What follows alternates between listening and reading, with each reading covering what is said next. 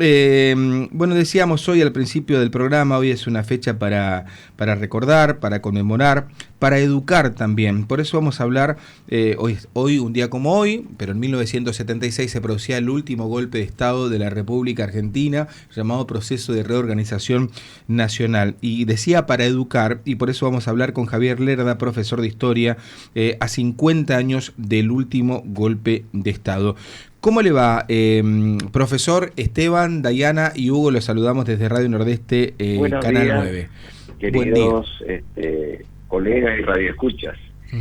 Sí, justamente hoy conmemoramos, como vos decías al comienzo de la nota, 50 años del último golpe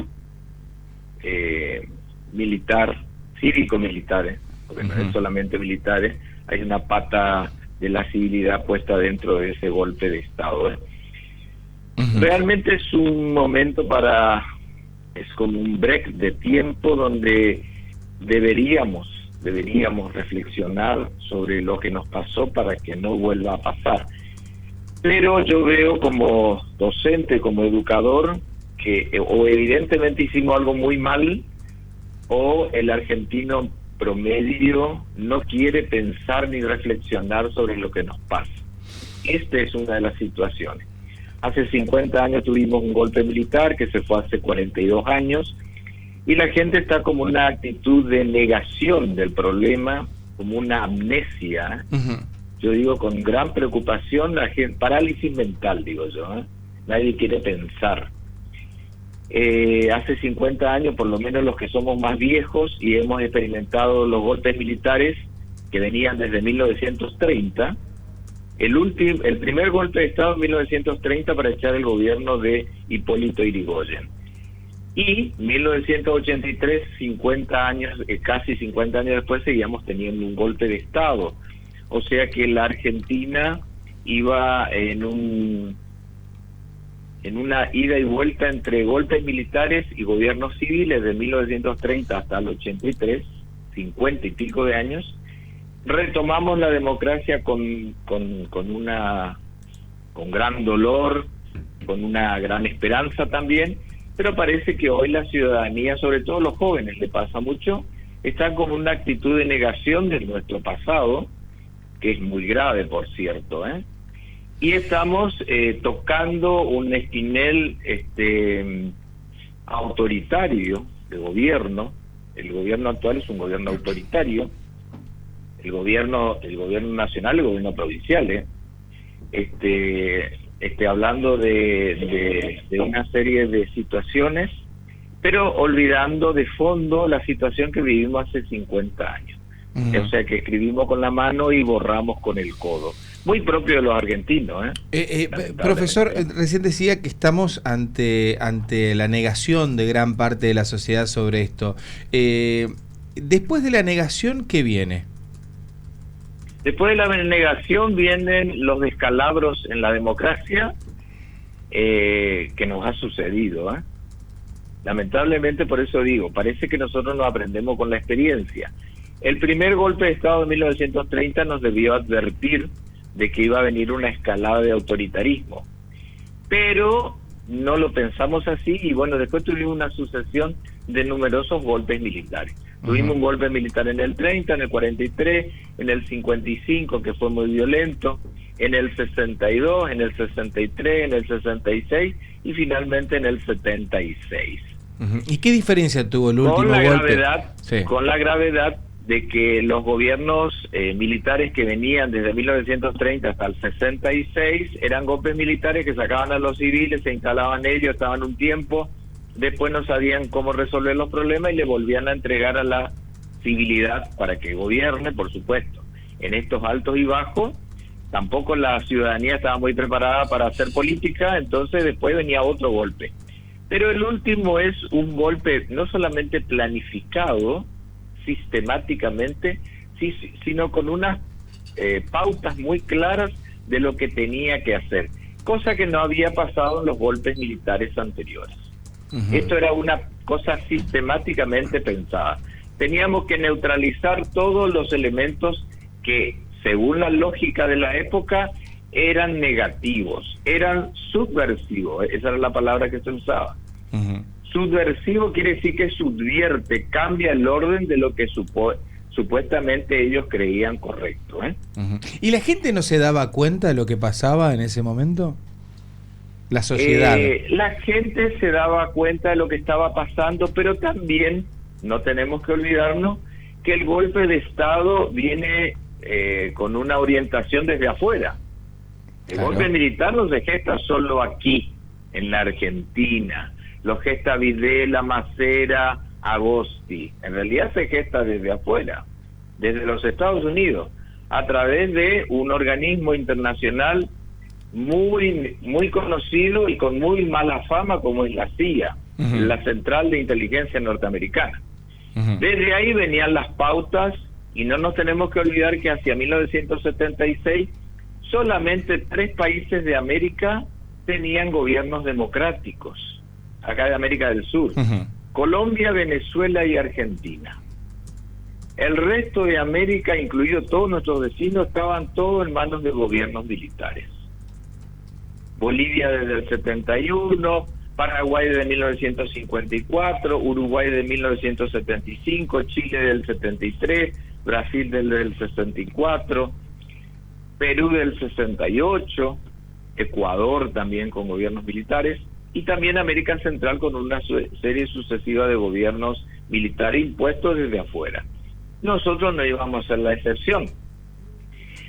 Lo más grave es que nosotros fuimos como el laboratorio de todo lo malo que se hizo en todos los demás gobiernos militares de los países vecinos. A ver. Nosotros fuimos como la caja de resonancia de todo lo malo que se estaba haciendo en los otros lados.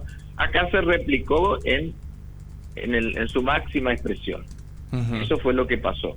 Por eso digo, el sistema que se aplicó fue un sistema autoritario, en principio, pero después con una serie de pautas claras. Hay que eliminar a todos los elementos negativos o peligrosos o subversivos o zurdos. Sí.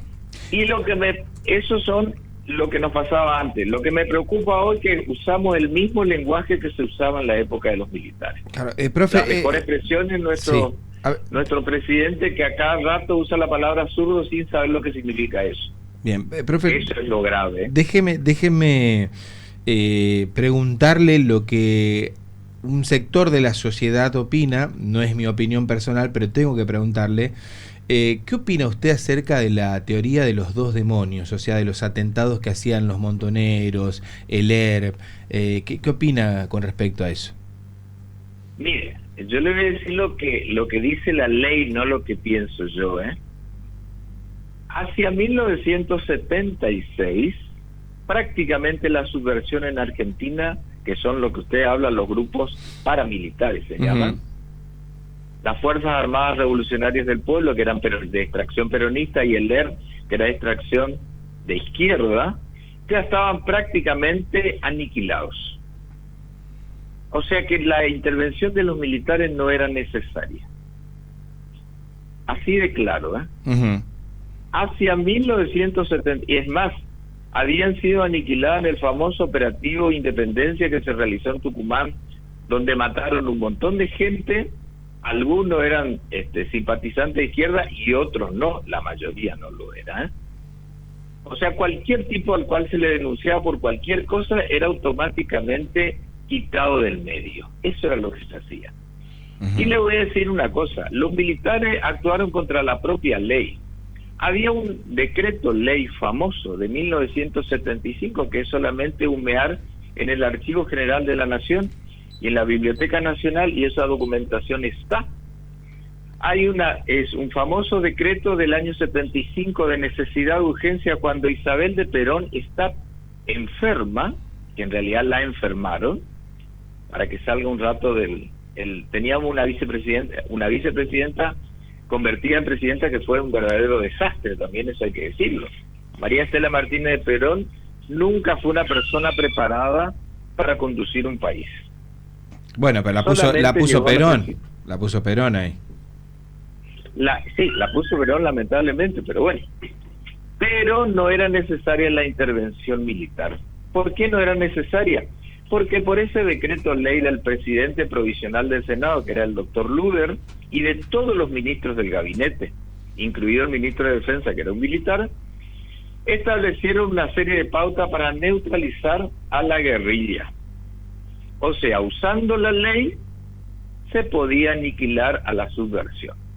¿Qué hicieron? El gran problema es que lo que hicieron los militares es totalmente irregular, totalmente ilegal, porque podrían haber usado las armas con la ley en la mano. ¿Qué hicieron? Todo lo contrario. Mataron gente escondida, sepultaron a gente escondida, tiraron a gente en el mar, etcétera. Eso es lo que está mal, porque no usaron la propia ley. Sí. Ellos en realidad lo que querían era negar el problema.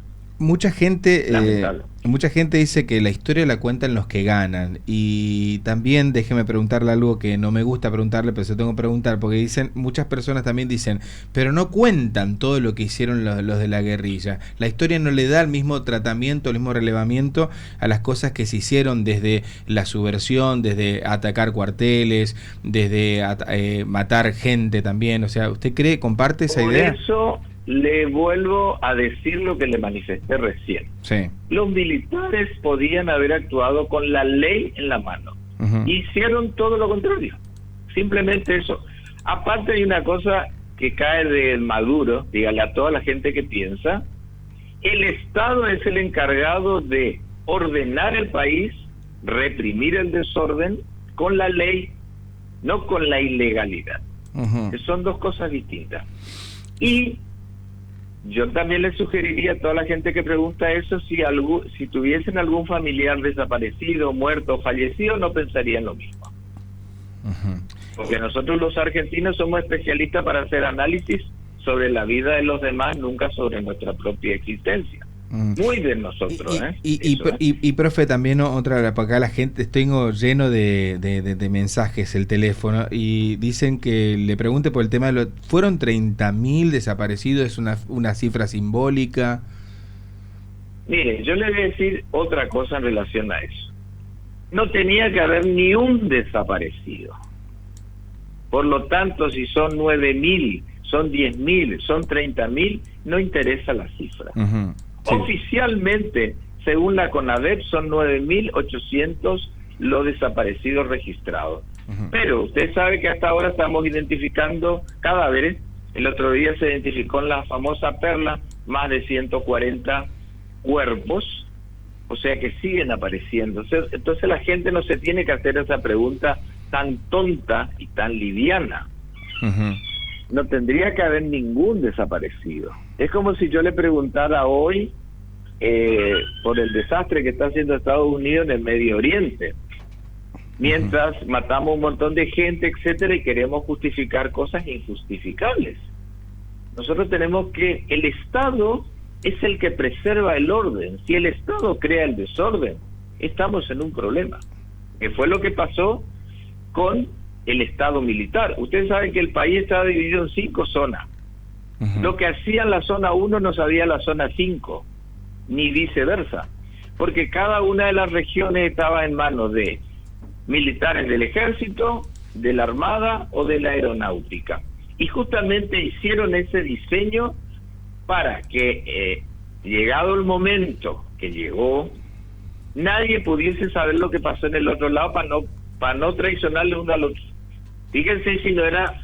El sistema militar era maquiavélico, terriblemente maquiavélico. Además había una fuerte interna como entre la Marina, el Ejército, o sea, entre ellos estaba todo. Exactamente. Y fíjense que los militares hicieron tan mal todo, que ese es el problema.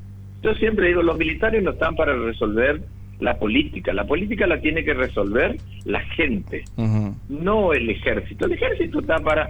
Fíjense que cuando el ejército y las Fuerzas Armadas tuvieron que defender el país en Malvinas fue un desastre. Profe, que para lo único que sirvieron es para matar gente a la mansalva sin ningún sentido. Profe, tengo que entregar, pero le pregunto la última. En cuanto a lo económico, ¿qué dejó la dictadura? Que dejó una deuda externa enorme. Usted sabe que cuando los militares subieron en 1975, Argentina tenía una deuda externa de 7.000 millones de dólares. Era un vuelto. Cuando se fueron, el 10 de diciembre del año 83, teníamos una deuda externa de 30.000 millones de dólares. Imagínense el desastre que hicieron. Y esa deuda externa, como una bola de nieve, todavía nos acompaña hoy. Mire si dejaron un desastre. Dejaron una sociedad diezmada, que todos sospechan de todos, como pasa hoy. En un Estado democrático que tiene más de 40 años no puede ser que la gente sospeche uno de otro. Y hoy en día nos está pasando eso. Somos una sociedad dividida, terriblemente dividida. Y nos falta un norte, nos falta una hoja de ruta, que no la tenemos.